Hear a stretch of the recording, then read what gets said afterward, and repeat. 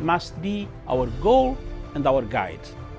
And all that we strive for as a human family, dignity and hope, progress and prosperity, depends on peace. But peace depends on us.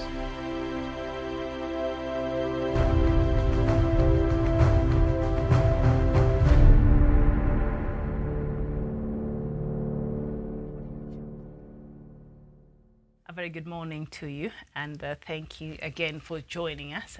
Earlier on we were looking at Africa business and the situation with COVID-19 and how it has affected the economies here in the continent. Right now, I just want us to look at the news making headlines and other stories, outside of COVID-19, the other things that are actually happening in this continent.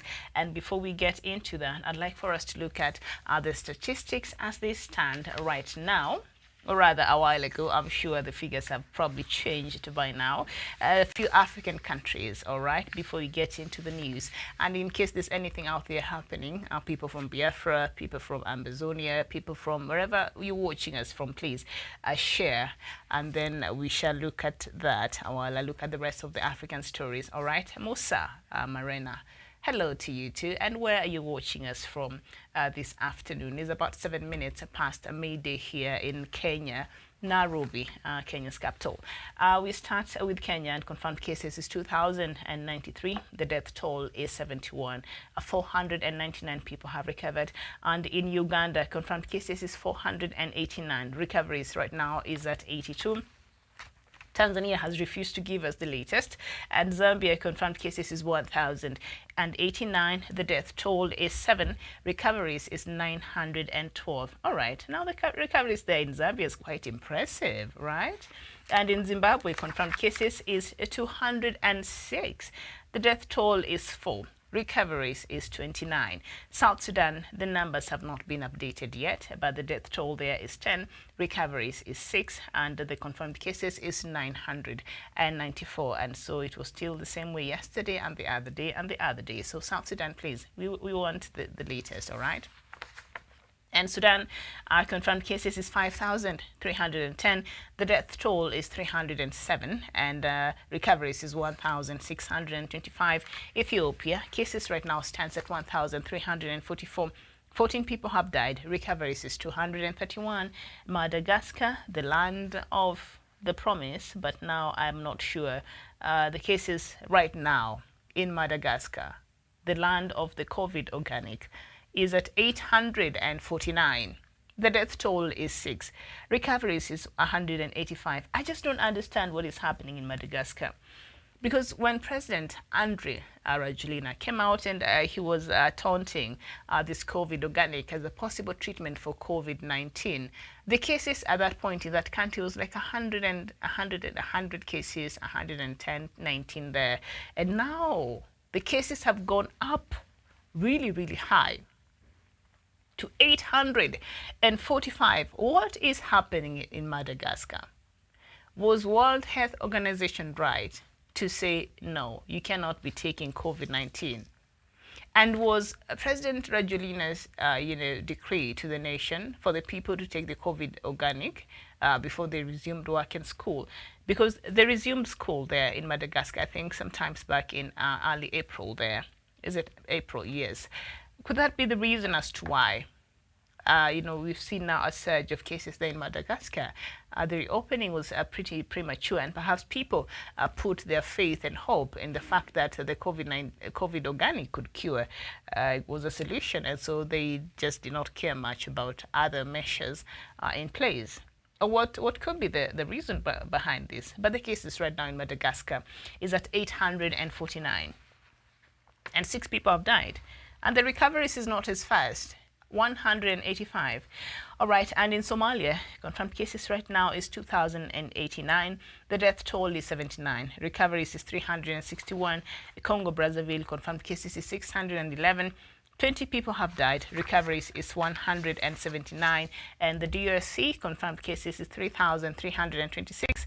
72 people have died. Recoveries is 482. And Guinea, confirmed cases is 3,886. The death toll is 23. Recoveries is 2,267. Rwanda, confirmed cases is 384. 2 people have died. Recoveries is 269. And South Africa, now the cases stands at 35,812. The death toll is 755. Recoveries is 18,313. Egypt, 27,536 confirmed cases. 1,052 people have died. Recoveries is at 6,827. Burundi, the cases right now is at 63. 1 person has died. Recoveries is 33. So Burundi, okay, let's just give it another 1 week. Remember, they went to the elections the other day, and when they did, the cases were at 42. And obviously, the cases have gone to 63.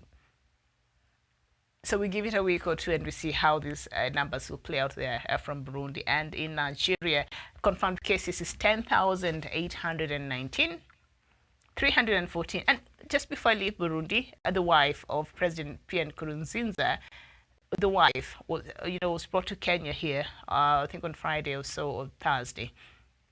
She has COVID-19. Her and one of her, I think, bodyguards, she came here for treatment. She was flown in the country for treatment. So President Pierre Nkurunziza decides the country will go to the polls in the middle of a crisis because he knows he can afford to fly out of Burundi. The wife has COVID-19, was flown into Kenya for treatment. So what about the Burundians who cannot even afford to move out of the country and cannot move out of the country anyway with the travel restrictions across the globe? And they were exposed by him allowing elections to happen at that time. A lot of people were exposed, and soon we shall see numbers here quite high, and this is something we shall be monitoring. So I think that was very careless and selfish of President Nkurunziza. He could have, he changed the constitution a couple of years ago in 2015, of course brought the country to chaos, but owing to the circumstances surrounding the COVID-19 and how it is being transmitted, he could have postponed the elections, not scraping it off, just postponing it with 2 to 3 months until we have people who can even go there and monitor those elections, because nobody was able to go there to monitor those elections. And we shall look at that when we are looking at the news making headlines here in Africa. But now, Burundi, the cases have gone up, and the wife of President Pierre Nkurunziza, of course, they did elections, and we have a new president who will be sworn in August. She has COVID-19, and she is in Kenya here for treatment. What about the rest of the Burundians who cannot afford to travel anywhere and who were exposed? When they queued to elect their next leader there, which I think was, as much as it is important, but was not necessary at that point in time. And so, all right, we'll see how that plays out. And in Nigeria, the cases right now is at 10,819. The death toll is 314. Recoveries is 3,240. Ghana, the case is 8,297. 38 people have died in Ghana. Recoveries is 2,986. And Algeria, the case is at 9,626. The death toll is 669. Recoveries is 6,067. So Egypt, Egypt, yes, is leading with the number of death tolls in the continent, because confirmed deaths in Egypt is 1,052. In South Africa, the confirmed deaths is 755. So Egypt leads with the number of deaths, and then followed by, let me see, I think followed by South Africa right now, and then followed by Algeria in the number of deaths. And Tunisia, confirmed cases is 1,084, and the death toll is 48. Recoveries is 964. That is in Tunisia. And in Botswana, confirmed cases is 40. 1 person has died. Recovery stands at 23. So the total cases that have been confirmed in the continent so far is 157,241. The number of deaths in Africa, 4,472. Recovery so far is 66,816. So that is where we stand in Africa this afternoon. And as I said there earlier, we prepared those figures a bit early there. So there is a high possibility that those figures have changed. And of course, the world now has recorded over 6.4 million number of infections. And with those protests happening in the hotspot there in the United States, who knows what those numbers will look like sometimes next week or thereabout, because the US is leading in the number of infections and also the number of deaths in the world. All right. Joseph Otto Manasseh, Madagascar is making me change gear. Miriam, I know. You know what? Since this number started going up, Joseph, because I remember you were strongly supporting and you were castigating the continent why they were not very open in receiving, this Madagascar cure, because Andry Rajoelina, the president of Madagascar, wanted even to give this as gifts. I remember he gave. Which country did he give this? A few countries he gave. I think was it Congo? Is it the? Yeah, I think he gave it to Congo, and he also gave it to. I think Magufuli also wanted to get a few bottles. Which other country? He gave to a few countries, and he gifted them. And he said, you know what, you go and get better. But World Health Organization had been arguing for a long time and saying, you know what, this medicine has not been tested. We really don't know, as much as it could be, but we really don't know its efficacy. So we have to test this. We have to test it first before we can come out and say this could be a solution. And I remember South Africa saying, you know what, we will take the hub and test it for you. And AU also said we'll take it and test it for you. And I've not seen them do that. I've not seen anywhere where they actually went and before you know it, now Madagascar, the numbers have gone up. What is happening? He gave it to Gambia, yes. So how? Oh, I don't have Gambia's figures here. Yes, he gave it to Gambia. He gave it to, is it Guinea? Is it Guinea or Guinea? He gave it to one of the Guineas. He did. Rebecca Machuki, you're watching from Mavoko here now in Kenya. Thank you so much, Ogebe Omod. Good afternoon to you, and thank you so much for joining us. And not so very good news coming there from South Sudan. I hear President Salva Kiir fired someone there. Do you have any information? And he replaced the person that happened yesterday. And yes, so he Joseph Otto. So now what we're essentially saying, Mr. Andry Rajoelina, and I always, asked this question, Otto. I said, maybe the COVID organic could be a possible treatment, but could he first run it through the laboratory? When I heard that thing had not gone through testing to establish whether the quality, whether it could actually treat, he came out very prematurely and announced, you know what, we have the solution. And I remember when he was being interviewed by a French television from France, and he said, if this medicine was from somewhere in Europe or somewhere out there in the West, they'll be very supportive of it. They'll be very supportive of it. But the reason why they're very slow into accepting this is because it comes from Africa. So it became an African thing. And for a moment there, it almost got, I almost got into my feelings, as in, these people should accept we have the solution here. And then now, from how many days ago, from last week, I started seeing the cases there in Madagascar going up and up and up and up. And at this point, we have 845 cases there in Madagascar. What is going on? And 6 people have died. At that point, nobody had died, but now 6 people have died. President Rajoelina, you need to tell us what's really happening. Ezibude Chidi, good morning, Punchline Africa. Good morning to you, and thank you so much for joining. It is afternoon here, 20 minutes past midday. And Bomushakala. Bomushakala. Is that your name, really? Your name is so long. Thank you so much for watching. So let's just get into the other news making headlines across Africa. And please, if there's anything out there happening that I need to know outside of hashtag I can't breathe. Yesterday was Blackout Tuesday. I don't know what you did. I don't know what are your thoughts with what is happening there in, in the United States of Africa. I want African countries to come out and say, we are issuing a travel alert to our people who are in the United States, because if that was happening here right now, they'll be having planes to take their people back to their country. They'll be having all kinds of, acrobatics happening. But, African countries have been very supportive, although I saw a group of former African leadership come out and castigate, what is happening there in the U.S. And my question yesterday was, are these African head of states union or whatever that is, or movement or whatever that is, have they been in this continent when, say, xenophobia happened in South Africa? I did not hear them come out and speak against it.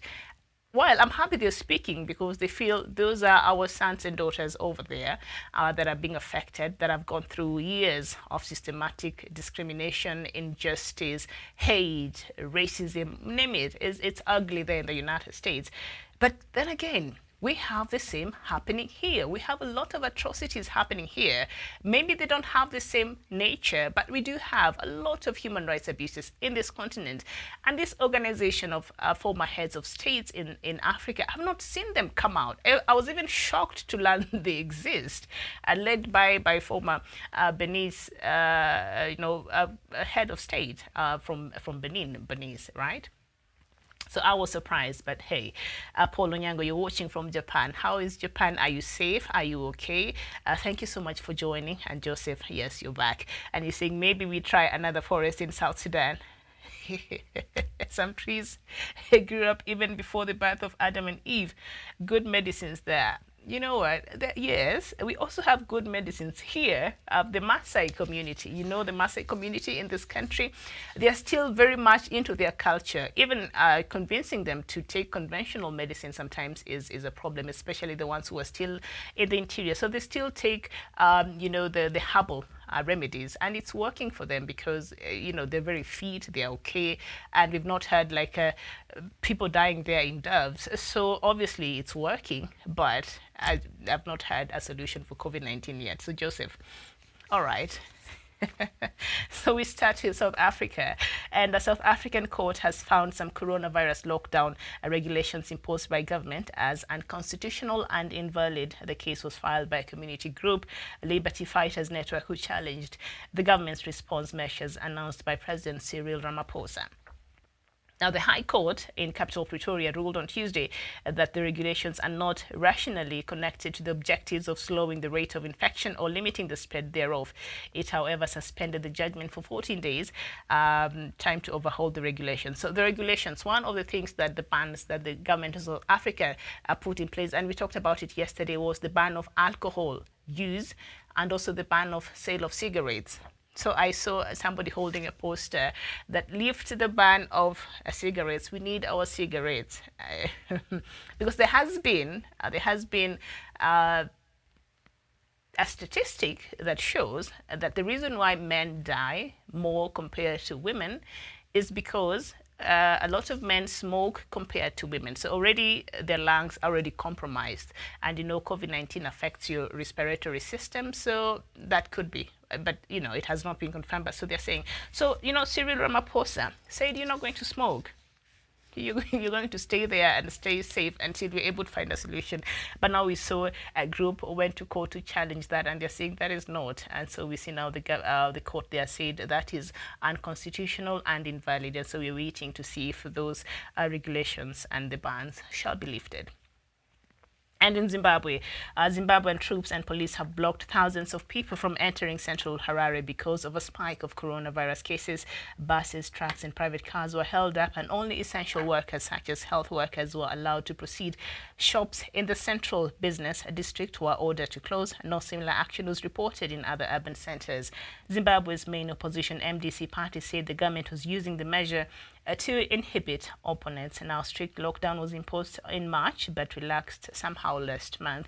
Proven cases of coronavirus have tripled in the past month, with 4 confirmed deaths to 2,003. And we go to Ethiopia, where Ethiopia's Attorney General has said the authorities they are preparing an investigation after human rights group Amnesty International released a report saying security forces were involved in extrajudicial killings. And among the accusations in the report, which it released on Friday, was that 39 people were shot dead by security forces in Oromia regional state in 2009. We head to Mozambique, where health officials in Mozambique say there's growing discrimination against people suspected of being infected with coronavirus. In the central city of Beira, there are reports that those infected have been threatened with lynching. Come on now. Now, this led to a fall in the number of people going to clinics to report flu-like symptoms. Lynching? Health workers are trying to convince communities to seek medical help when needed. See, now that's where we need a lot of awareness created there. in Mozambique, and then we go to South Sudan, and South Sudan's Minister for East Africa Affairs, John Luke Joke, has died in the capital, Juba, after falling sick on Monday night. Authorities say he died on Tuesday morning at his home in the city. The minister was an influential figure in South Sudan's politics and was among the drafters of the country's transitional constitution. He held several cabinet positions, including stints at the ministries of Justice, Petroleum and Mines, and Transport. Despite local media reports that he could have succumbed to COVID-19, a government official says he had recently tested negative for coronavirus. And in Burundi, Uganda's President Yoweri Museveni has congratulated Burundi's President-elect Evariste Ndayishimiye for his win, becoming the first head of state in East Africa region to recognize the results of the disputed elections. Okay.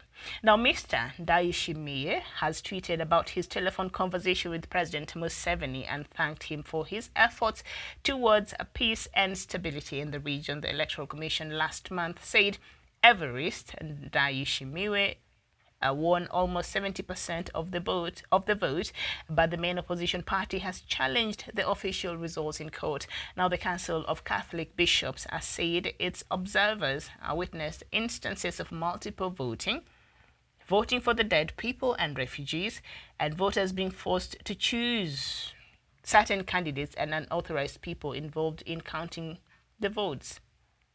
And you know what? I would agree with that, because it is very convenient for President and Nkurunziza to have elections during this time, because he knows there will be no people there to really monitor, to do a proper monitoring, And we move to Libya, where the two main sides of Libya's civil war have agreed to resume stalled ceasefire talks on how to end months of fighting. The United Nations Support Mission in Libya has said. The UN mission, in a statement on Tuesday, urged both parties to commit to fully authorizing their representatives in the negotiations to enable them to complete the ceasefire agreement. Libya's conflict pits the UN-backed government against forces loyal to Russian ally General Khalifa Haftar. Now, General Haftar walked out of the initial talks held in Moscow in January without signaling or signing a peace deal. And Tanzania, the health minister, has spoken about a decline. What? This is okay. Let's just finish up with the item first, and then we start judging, all right? Now, the Tanzania's health minister has spoken about a decline in coronavirus cases in the country, saying the commercial hub, Dar es Salaam, only has 4 active cases.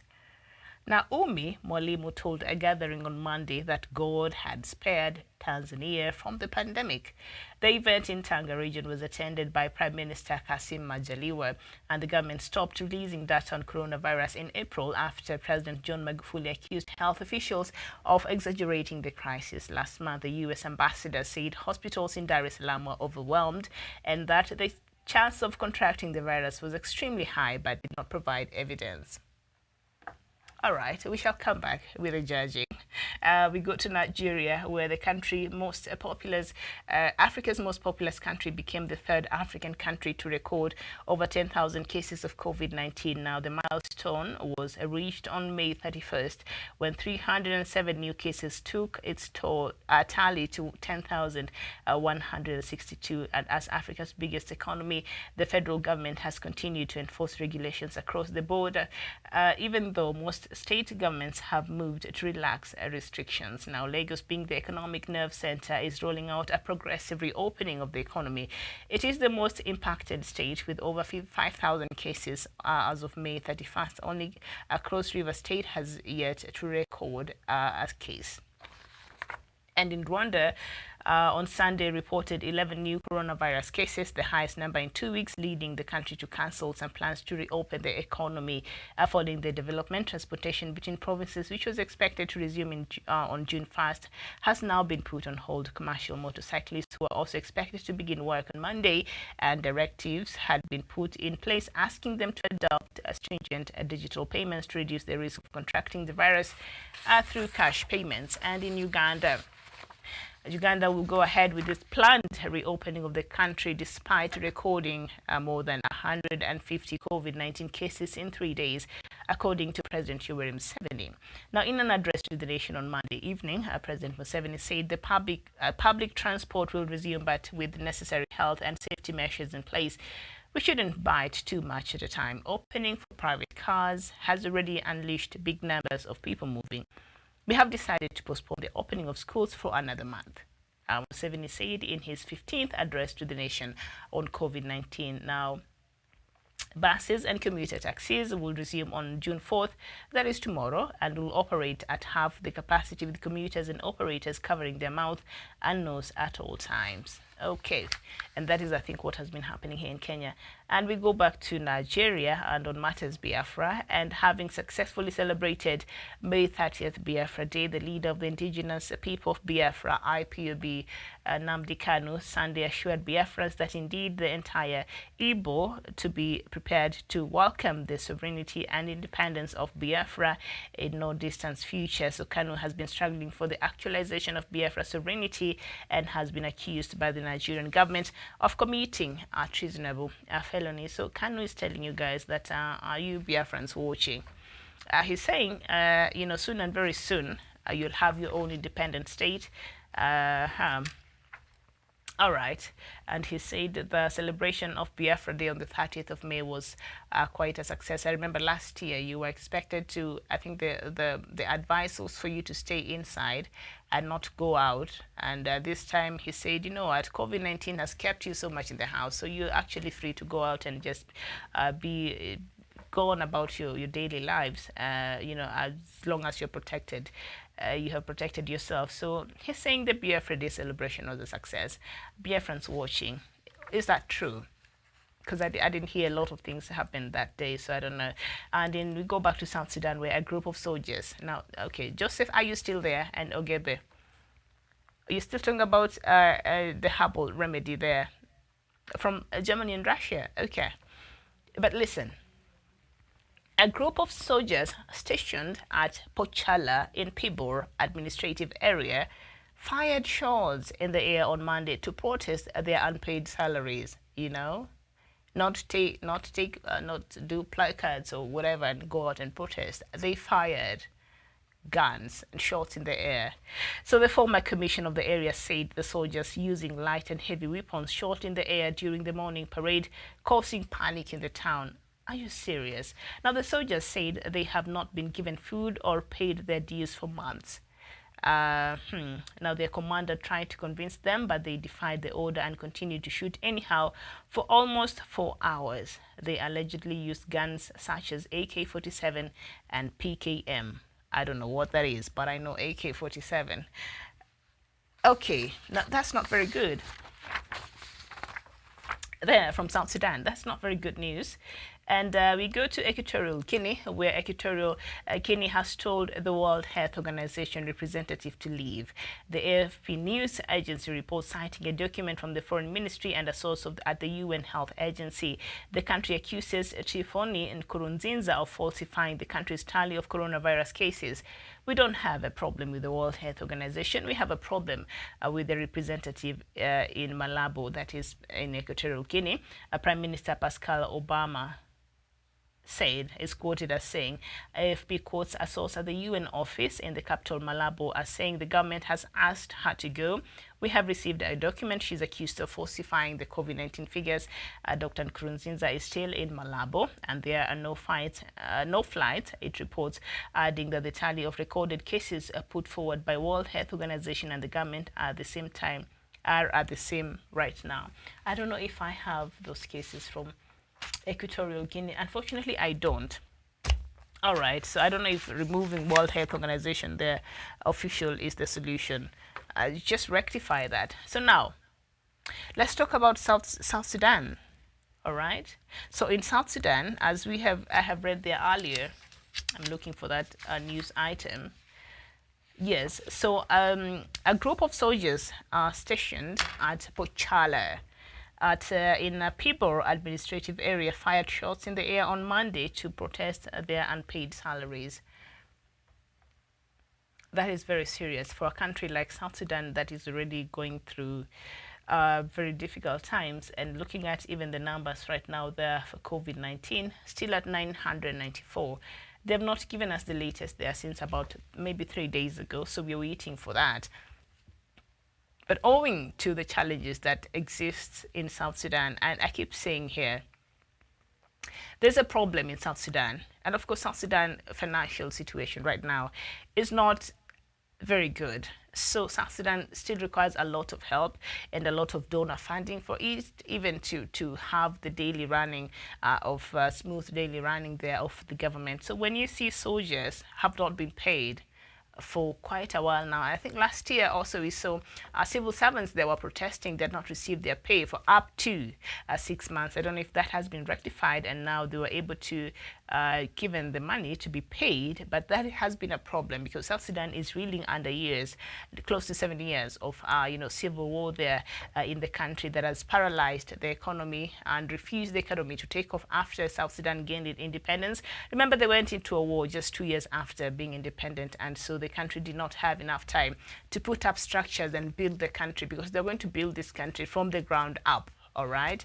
Yes. So they did not have time to do that. So among other issues that were of contention before the signing of that peace deal was security of that country. And a lot of issues really have plagued the security situation in South Sudan. One of them is the disunity among the different forces who are loyal to the different stakeholders in the South Sudan governance or leadership or whatnot. They're the soldiers who are allied to the president, and are here also.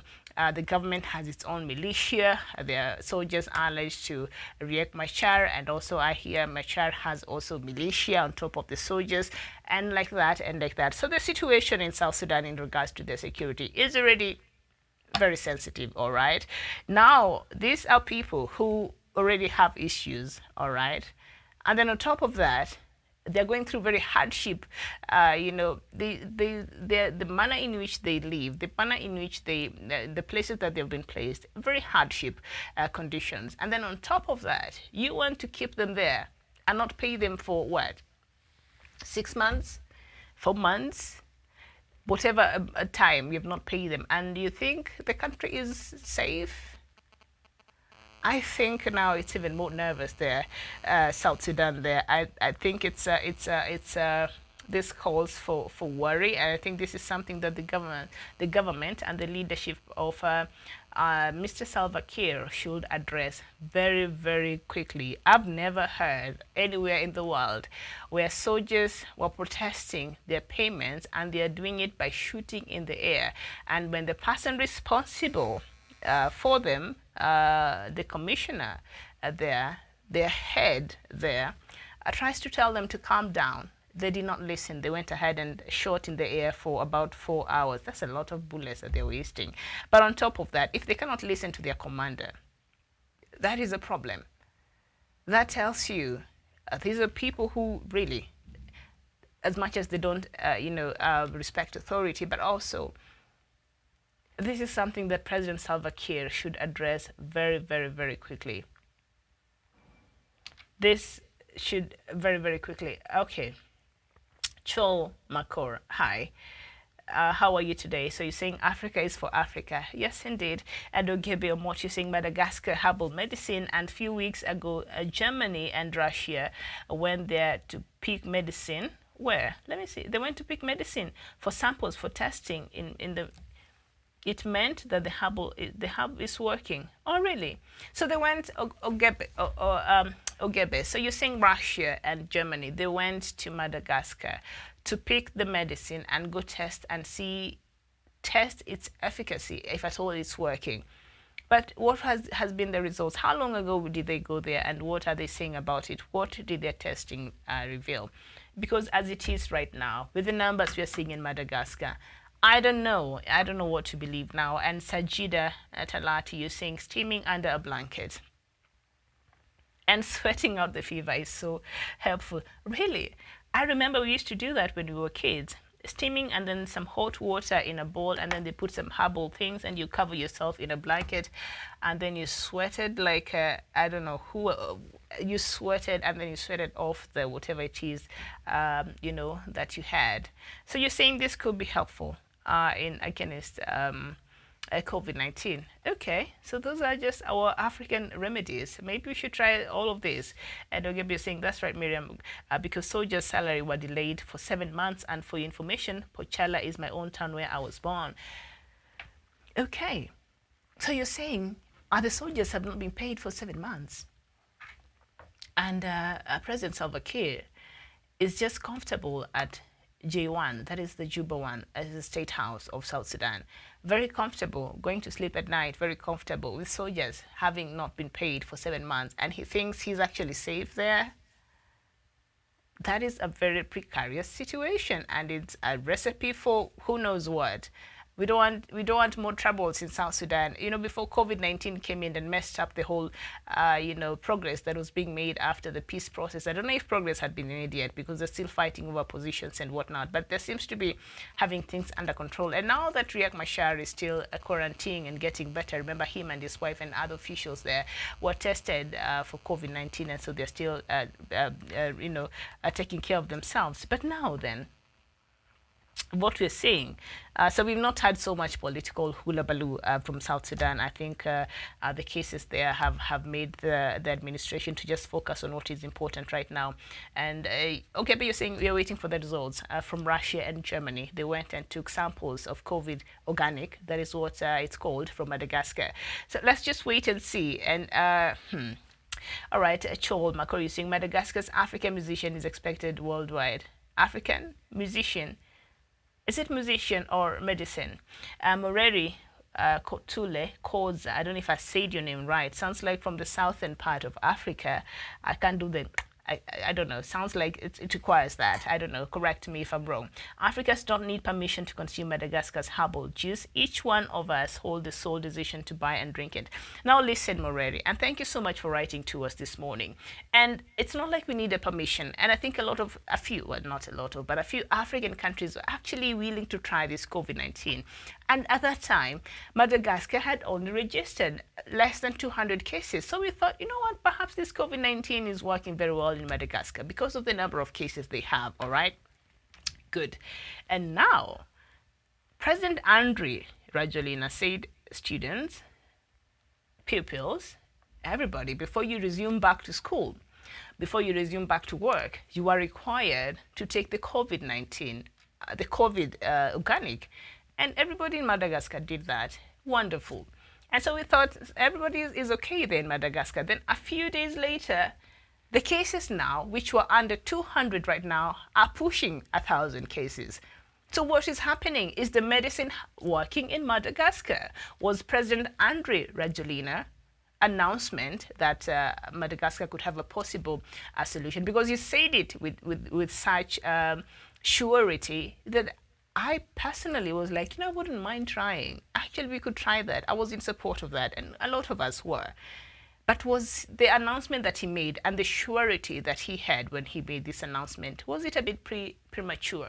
Because later on now we came to learn that this medicine had not gone through proper testing to see if at all it has the qualities and it actually can cure or can manage or is a solution for COVID-19. It had not gone through that. So that's why World Health Organization kept saying, you know what, you can't bank your belief or your faith in this because this herbal remedy has not been tested. And now that was a couple of weeks ago, and now we see the cases in Madagascar have gone very high. So is COVID organic the solution? President Andry Rajoelina, did he make a very premature announcement there that set all of us excited, you know, thinking we had a solution? Could he have waited for the remedy to go through proper testing, all right, by trusted bodies, and then come out and say, yes, we tested it and we've tried it and I think it's working just fine? Because with the numbers there, I don't know what to believe. You tell me, Moreri.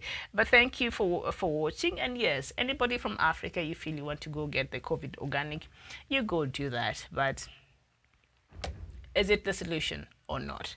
From the numbers that have gone up there in Madagascar, please let me know about what you make of that.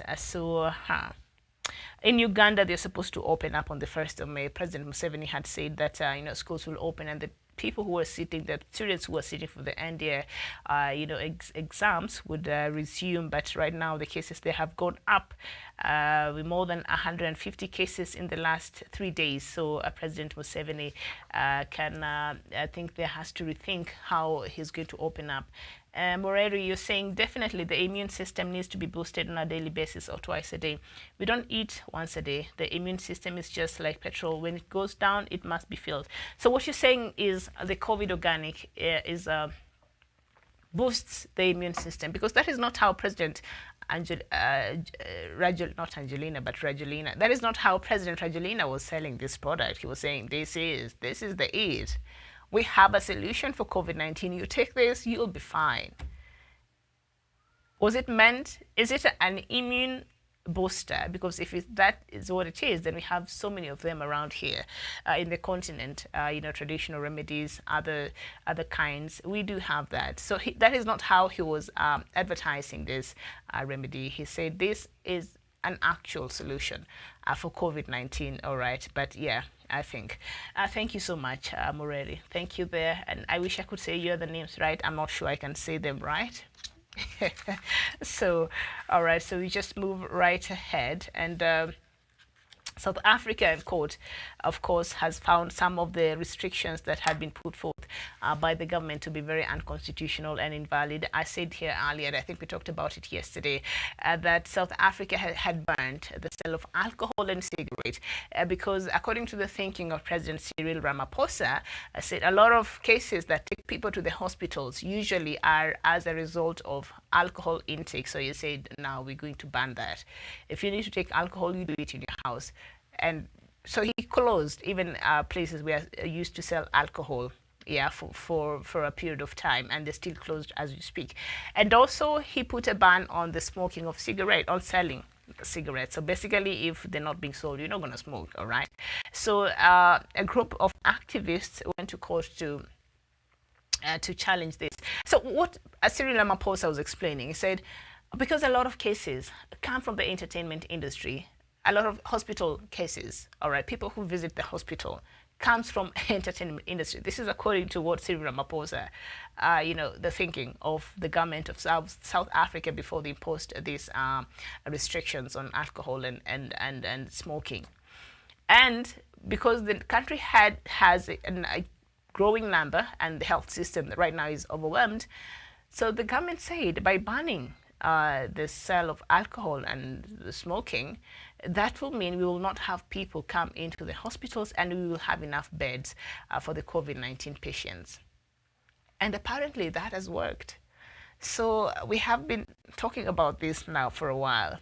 The entertainment industry, the drinking, is it the highest contributor to the cases, to the number of people who visit the hospitals? Because I also know that the high hygiene levels that have been observed right now also, I think, is a high contributor to why people are not going to the hospitals, because there are cases like stomach aches, whatever the cases, cholera, typhoid, name it, that used to come from improper handling of food or water, or just not observing proper hygiene standards there. But now we see people are clean for now, so we don't see as much cases. And even in Kenya, as we speak right now, a very big hospital is almost closing down because there are no more patients going there. So can we recheck our entertainment industry, especially drinking? I don't drink, so I'm trying to just stay away from that. I don't want to look like I'm biased. So I don't know why drinking is contributing to a high number of people. in the hospitals. And now, because like in South Africa, drinking was banned, selling of alcohol was banned, so there has been a few people going to the hospital with other conditions, and so now the government has enough beds for the COVID-19 patients. So that was the thinking. So now there's a group of activists who went to challenge this in the court, and they're saying, no, this is not right, it is unconstitutional, and it is invalid. So let me know what that has to do with the other. I don't understand, I don't know. And Ugeba, you're saying, do you know that COVID-19 pandemic became business in some country in Africa? When you have more positive cases, a lot of money will come to you. So is that why we are seeing Mozambique here crying foul over these cases, over this official from the World Health Organization in the country who is said to have tampered with the exact numbers there from Mozambique? Is that the reason why? But I think that would work well for the government of Mozambique. It would receive more money there if at all that is the case. But it's saying this official from World Health Organization, tampered and manipulated the figures and increased the figures. So, of course, is it in Mozambique? I think, because it's also in Mozambique that now I'm reading that some, COVID-19, patients there are threatened with lynching. I'm thinking, all right, the government needs to do a lot of awareness there in Mozambique. So there's a story, and we did it here yesterday. So let me just read it, and then you tell me what you think. Former African presidents have condemned the killing of George Floyd as violent protests continue in the U.S. following his death in police custody. Now, the Forum of Former Heads of State and Government has urged Africa countries to raise a strong protest to the killing and demand the perpetrators of this crime and all other crimes of this sort be punished in the strongest terms, according to a statement released by former Beninese President Nicefore Soglo. Now, I'll quote that president. He said, "What level of cruelty must you reach that the entire world finally wakes up and manifests its indignation? Who would dare here, their face visible, to treat in such a way a European, an Arab, an Israeli, an Indian, a Chinese, a Japanese, an Argentinian, etc. Enough is enough," he said. Now, it's very interesting that the former African presidents are coming out and they're urging Africa countries to raise a strong protest to the killing and demand that the perpetrators of this crime and all other crimes of this sort be punished in the strongest terms. And I have no problem, because what happened to George Floyd and what happens in America, especially when it comes to race against the black people, is just appallable. Like it's out of order, and we have to speak against it. But also the hypocrisy from this group of former heads of state when they say all Africa countries should rise and condemn this. And when I was reading this, I'm thinking, every day we come here, we sit.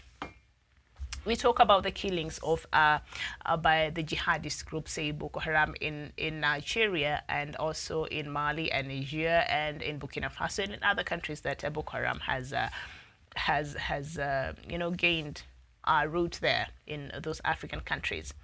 And you see the manner in which, say, the government of Nigeria is handling this matter, and the innocent lives that get killed every day. And this is a menace that is not only affecting Nigeria, but now is affecting a huge number of people from that side of Africa, and other countries now have been sucked into this unnecessary insecurity problem that has been birthed and has been nurtured inside of Nigeria, because President Muhammadu Buhari has not been very keen on dealing with Boko Haram, and that is one of his promises when he was being elected for his first term.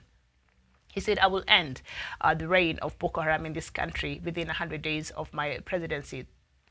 That did not happen. Served for 4 years, came back again. He was re-elected last year, all right? But what happens when we see this happening and we see a government that is not out there to protect its people? So these former African heads of state, is this something that they see?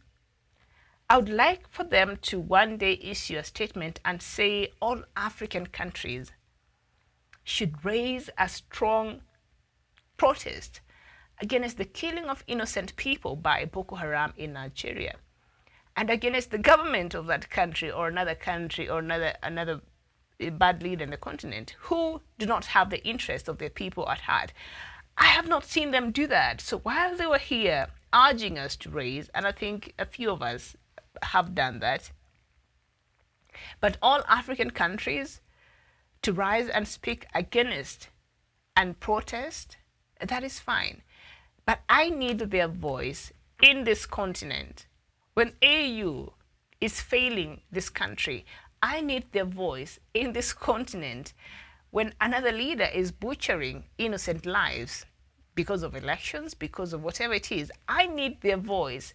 When we see the constitutional coups happening across this continent, I need to hear them speak. I need to hear them address. I need to hear them telling us to rise up in protest against bad governance.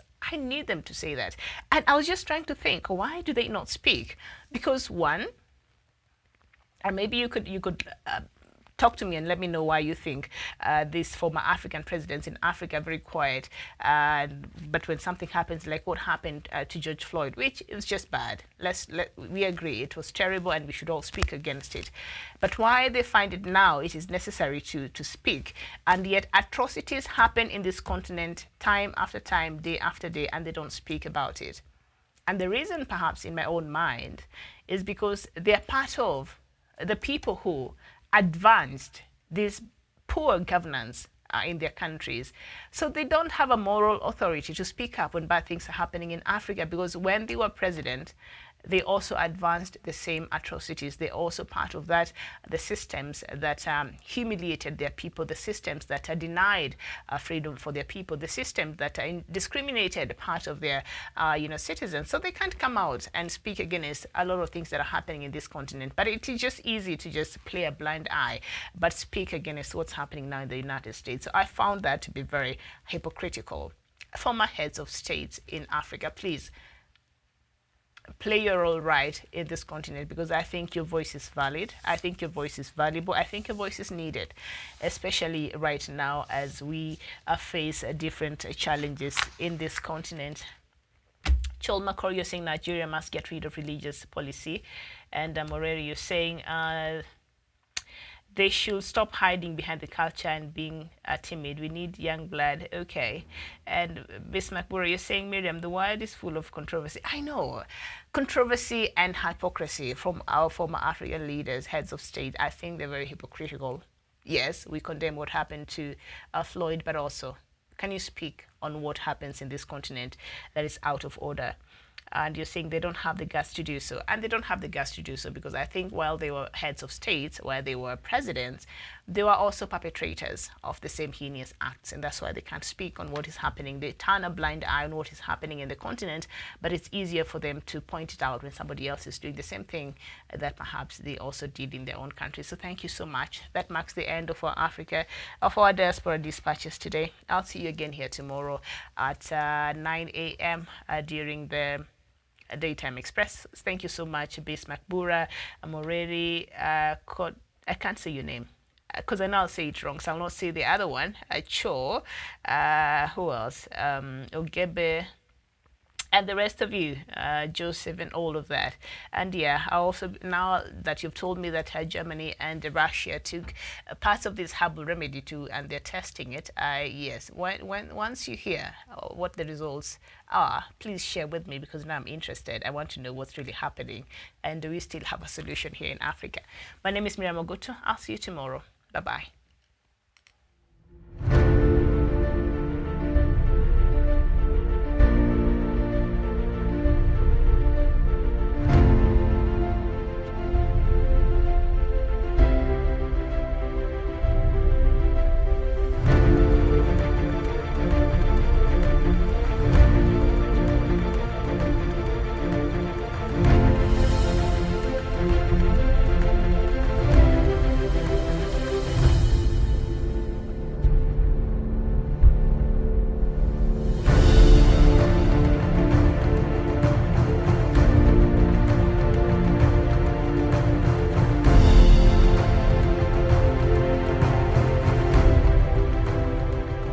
peace must be our goal and our guide. And all that we strive for as a human family, dignity and hope, progress and prosperity, depends on peace. But peace depends on us.